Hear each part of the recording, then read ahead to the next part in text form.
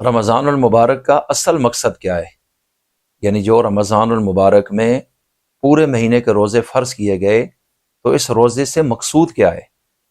پارہ نمبر 2 سورۃ البقرہ رکوع نمبر 7 میں اللہ تعالیٰ نے اس مقصد کو خود بیان فرمایا، لعلکم تتقون، تاکہ تم متقی بن جاؤ، تمہارے اندر تقوی پیدا ہو جائے۔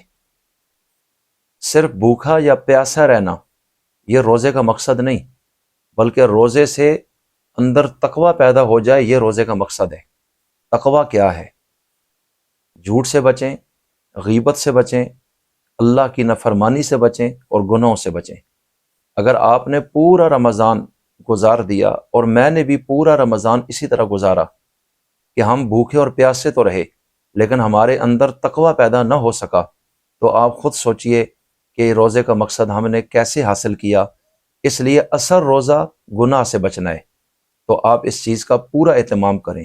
بالخصوص جھوٹ اور غیبت یہ بہت بڑے گناہ ہیں، اور اس میں اکثر نیک لوگ بھی ملوث ہوتے ہیں اور معلوم نہیں ہوتا کہ کس طرح اپنی کی ہوئی نیکیاں بھی ان گناہوں کی وجہ سے ہم ضائع کر دیتے ہیں۔